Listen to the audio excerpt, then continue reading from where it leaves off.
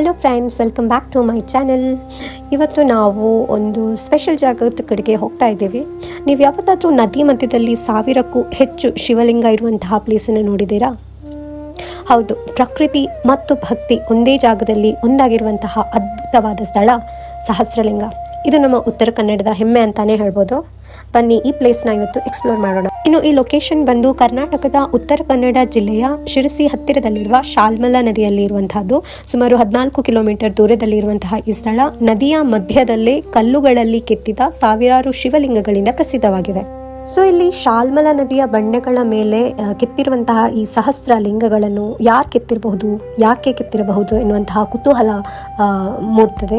ಈ ಒಂದು ಸ್ಥಳದ ಪುರಾಣವನ್ನು ಕೆದಕಿದಾಗ ತಿಳಿದು ಬರುವ ವಿಷಯವೇನೆಂದರೆ, ಸುಮಾರು 15ನೇ ಶತಮಾನದಲ್ಲಿ ಆಳಿದಂತಹ ಮೊದಲ ದೊರೆ ಅರಸಪ್ಪ ನಾಯಕ ಅವರಿಗೆ ಮಕ್ಕಳಿರಲಿಲ್ಲ. ಬಹಳ ಚಿಂತೆಯಲ್ಲಿ ಇದ್ದಂತಹ ಈ ದೊರೆಗೆ ಸ್ವರ್ಣವಲ್ಲಿ ಮಠದ ಹಿರಿ ಚಂದ್ರಶೇಖರ ಸ್ವಾಮೀಜಿಗಳು ಈ ಶಾಲ್ಮಲಾ ನದಿಯೊಳಗಿನ ಬಂಡೆಗಳ ಮೇಲೆ ಒಂದು ಶಿವಲಿಂಗವನ್ನು ಕೆತ್ತಿಸಿ ಪ್ರಾರ್ಥಿಸುವಂತೆ ಸಲಹೆ ನೀಡುತ್ತಾರೆ. ಈ ಸಲಹೆಯ ಮೇರೆಗೆ ಲಿಂಗವನ್ನು ಕೆತ್ತಿಸಿ ಪೂಜಿಸಿದ ಅರಸಪ್ಪ ನಾಯಕರಿಗೆ ಪುತ್ರ ಸಂತಾನ ಲಭಿಸುತ್ತೆ.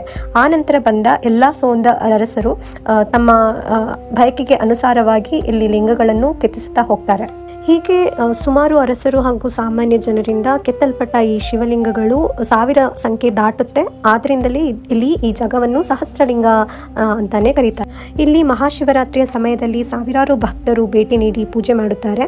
ನದಿ ನೀರು ಸ್ವಾಭಾವಿಕವಾಗಿ ಲಿಂಗಗಳಿಗೆ ಅಭಿಷೇಕ ಮಾಡುವುದರಿಂದ ಇದು ವಿಶೇಷವಾದ ಸ್ಥಳವಾಗಿದೆ.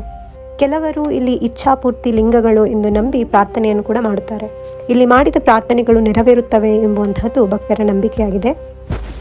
ಈ ಐತಿಹಾಸಿಕ ಸ್ಥಳದಲ್ಲಿ ಕೆಲವು ಲಿಂಗಗಳು ಹಾನಿಯಾಗುತ್ತಿವೆ ಎನ್ನುವಂತಹ ವರದಿಗಳು ಕೂಡ ಇದೆ.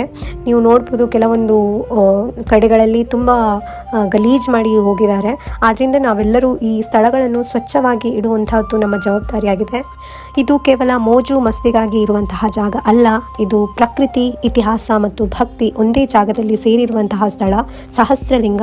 ಸೊ ನೀವು ಏನಾದರೂ ಈಚೆ ಕಡೆ ಬಂದರೆ ಖಂಡಿತವಾಗಿಯೂ ಈ ಸ್ಥಳಕ್ಕೆ ಭೇಟಿ ನೀಡಿ ಈ ಅನುಭವವನ್ನು ಅನುಭವಿಸಿ. ಅದೇ ರೀತಿ ನಿಮಗೆ ಈ ವಿಡಿಯೋ ಇಷ್ಟವಾಗಿದ್ದರೆ ಲೈಕ್ ಮಾಡಿ, ಶೇರ್ ಮಾಡಿ ಮತ್ತು ನಮ್ಮ ಚಾನೆಲ್ನ ಸಬ್ಸ್ಕ್ರೈಬ್ ಮಾಡೋದನ್ನು ಮರಿಬೇಡಿ. Thank you.